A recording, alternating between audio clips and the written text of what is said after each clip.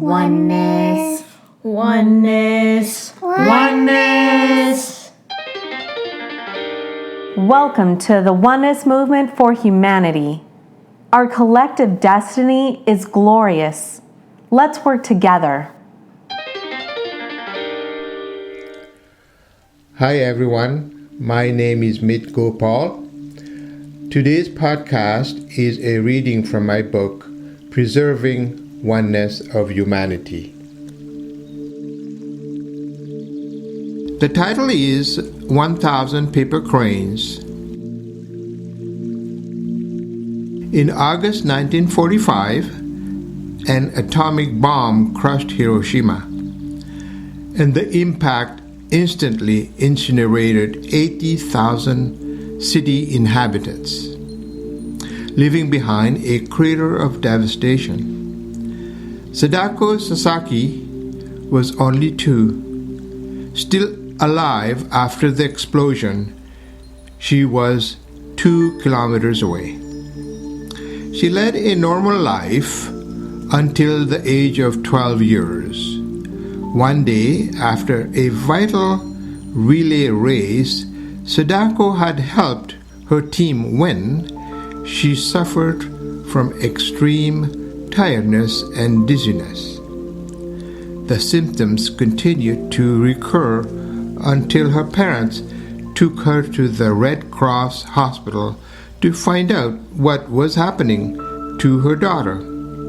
She had leukemia, also known as A-bomb disease. Everyone who knew Sadako was in shock. She was terrified, knowing that almost everyone who got this disease faced certain death. She cried and cried. All she wanted was to go back to school, but she couldn't. She had to stay in the hospital. One day, her best friend, Shizuko, paid her a visit and brought some origami, folding paper. With tears rolling down her cheeks and holding Sadako's hand, she explained a legend.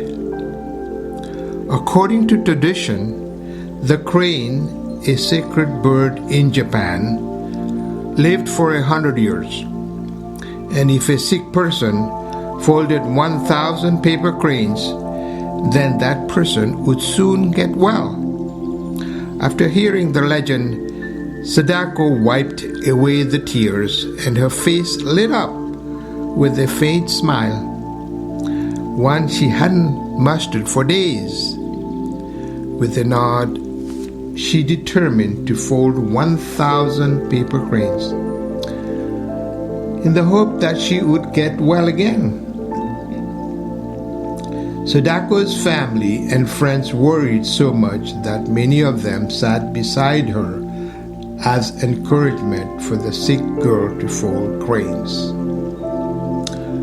After 500th crane, she felt so much better that the doctors allowed her to go home for a short while. Unfortunately, the tiredness and dizziness returned after only a few days, and she had to return to the hospital. Despite the pain, she was determined to finish folding 1,000 cranes. Sadako cheerfully folded origami into cranes daily. With each passing day, the task became more difficult. Her energy diminished until one day she went to sleep and did not wake up again. She had folded 644 paper cranes.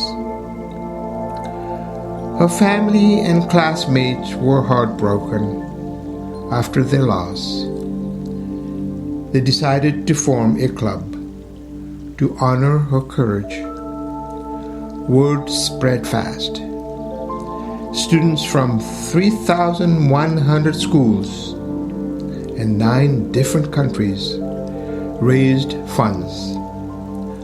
On May 5th, 1958, almost 3 years after Sadako's passing, a great monument known as the Children's Peace Monument was built at Hiroshima Peace Park, exactly the spot where the horrendous atomic bomb had dropped. Among those attending the ceremony were many of the children who helped Sadako during her ordeal at the hospital and who raised money to immortalize the spirit of a brave girl who had succumbed to illness caused by nuclear fallout. The front of the monument was inscribed with the words, "1,000 paper cranes," and the words, "Peace on earth and in heaven," were engraved on the back. To this day, children from all over the world still send folded paper to be placed beneath Sadako's statue with a wish. This is a cry. This is our prayer.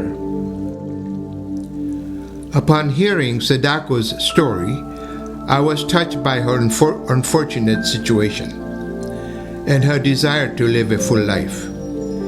It reminded me how many millions of children like her are subjected to misery in Syria, Sudan, Yemen, and many other parts of the world. A facet of oneness of humanity is to have empathy and compassion towards those members of the human family who are facing difficulty. Even though we may never see them, I believe billions of people, based on my research on philanthropic deeds, share my sentiments.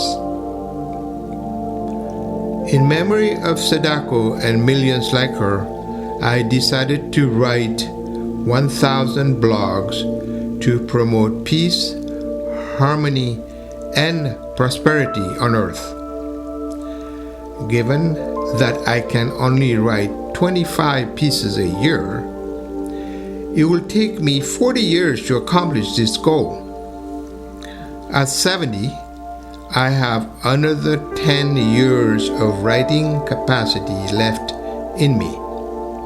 If you do the math, I don't have enough productive years left in me. I am asking for your help.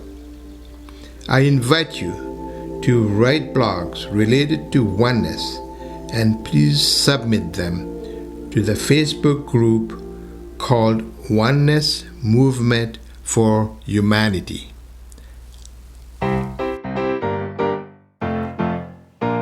Thanks for listening. If you'd like to listen to more content on the Oneness Movement, be sure to subscribe and leave a comment. See you next time.